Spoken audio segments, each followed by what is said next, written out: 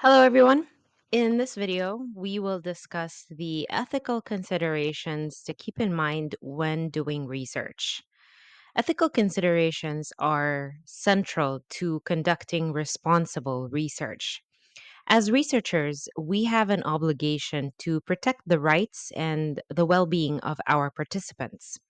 This means that considering ethical issues from the very beginning of the study, not just when it comes time to collect data. Ethical research practices help build trust both with your participants and the broader academic community.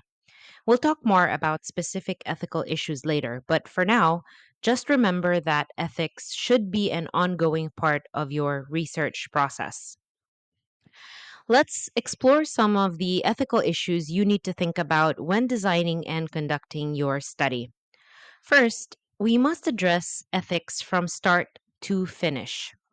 Ethical concerns begin during the planning stages of your research, and they continue through the data collection, the analysis, and the reporting stages. This includes ensuring that your participants understand their role in the study and that their rights are protected throughout the study. For example, are your participants fully aware of what the research involves? Are they comfortable participating? And do they know they can withdraw at any time? This leads us to the informed consent.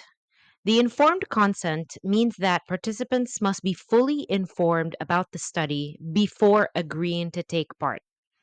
This includes explaining the process of the study, the procedures involved, and any potential risks or benefits, and also their right to withdraw at any time.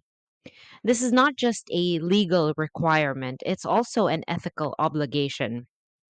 When participants are well informed, they are more likely to engage in a meaningful manner, and this also helps build trust with them. Another major ethical consideration is how you handle confidentiality. Protecting your participants' privacy is so important, especially when dealing with sensitive information. You must explain how you will keep participants' data confidential. This might involve anonymizing the data so that individuals cannot be identified, securely storing the data, and ensuring that only authorized people have access to it. This is especially important in studies that involve personal or sensitive topics, where confidentiality can encourage more honest responses from participants.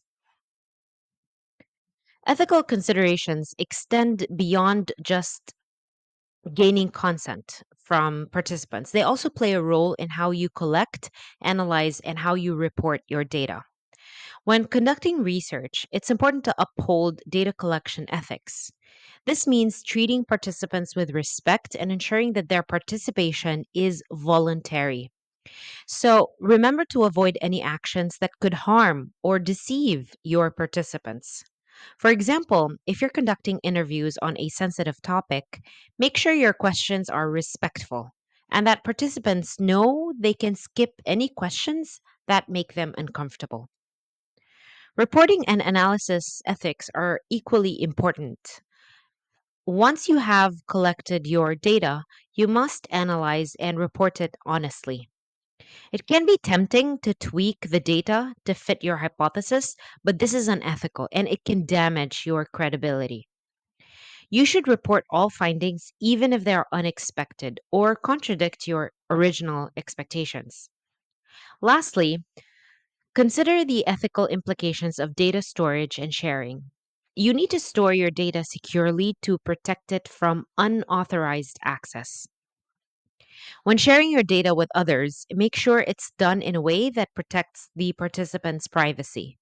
For example, anonymizing the data before sharing it with colleagues or with other researchers can prevent sensitive information from being linked back to specific individuals.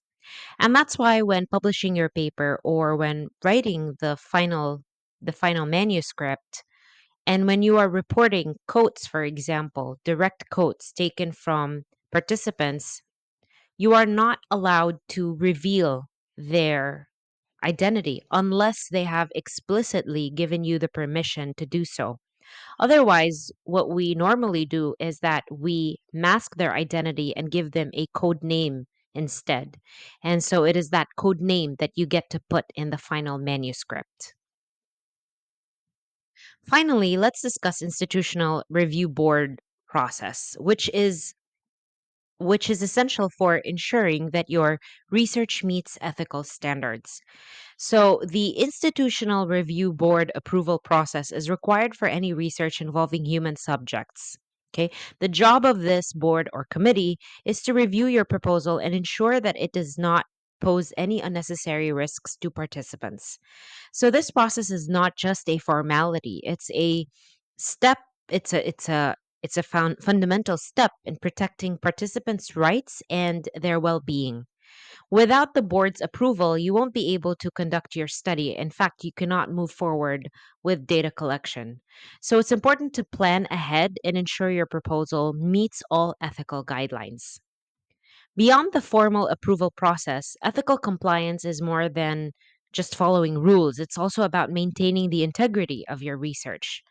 Ethical research builds trust with your participants and the academic community. And it also ensures that your findings are credible and that they are reliable. So, by following ethical guidelines, you're contributing to the advancement of knowledge in a way that is also responsible and respectful to those involved.